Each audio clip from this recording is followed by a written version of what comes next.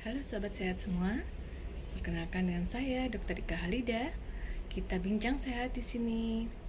Kali ini kita akan mengambil tema tentang asam lambung ya, tentang GERD. Siapa nih yang di sini sering sebah, mual, kemudian terasa itu tenggorokannya nyeri? Nah, seperti ini itu adalah akibat dari asam lambung yang meningkat loh.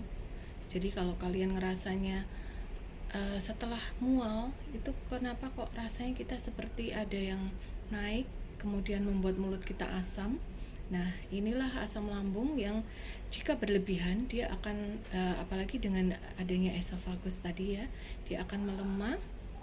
Kemudian klep yang ada di situ yang memisahkan antara esofagus dan lambung kita itu akan kita ini akan naik.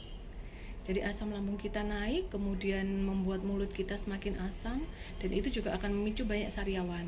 Banyak di antara kita yang kok sering ya, sekarang ini saya kok sering sakit menelan, kemudian akhirnya berujung pada flu seperti itu karena asam lambung. Yuk kita bahas ya, apa aja yang membuat asam lambung kamu meningkat. Yang pertama, yang banyak sekali kita nggak sadari itu, asam lambung meningkat karena kita kebanyakan makan karbohidrat. Jadi seperti kita sering makan gorengan, makan zat-zat yang dilapisi oleh tepung itu tadi ya, ote-ote, mungkin kalau di daerah lain disebut bala-bala. Nah, asam lambung itu juga terpicu oleh ini. Jadi karbohidrat yang meningkat itu dia akan merangsang asam lambung untuk terproduksi, dan akhirnya terjadilah jika katup di ini juga lemah, dia akan terjadi suatu GERD tadi ya, asam lambung yang meningkat.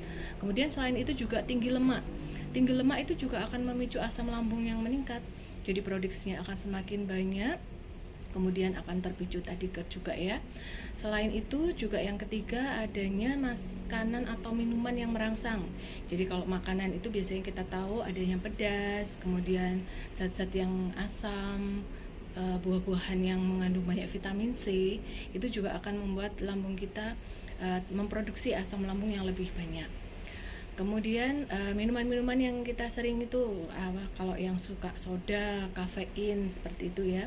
Apalagi beberapa kafein itu sekarang sudah banyak juga yang kafein ditambahkan beberapa zat lagi, seperti yang kita ada 3 in 1 itu ya. Kopi 3 in 1 itu bukan malah aman loh.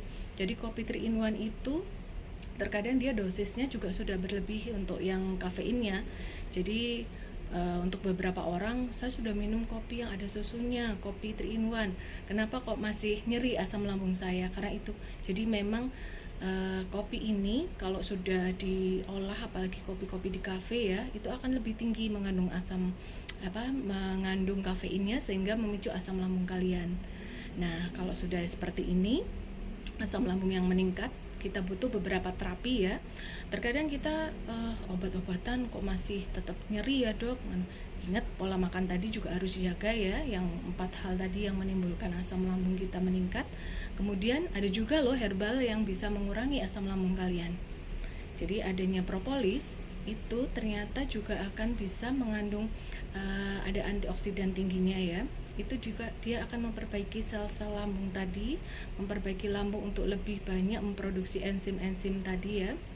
Kemudian akan membuat seimbang tadi di dalam lambung kita. Jadi proses GERD juga akan bisa mengurangi. Dengan adanya propolis ini, itu bisa untuk mengurangi keluhan asam lambung. Oke, sekian pembahasan kita kali ini tentang asam lambung. Buat kalian yang pengen ikutan tentang kesehatan, ikuti terus ya Bincang Sehat bersama saya, Dr. Ika Halida. Sampai ketemu lagi.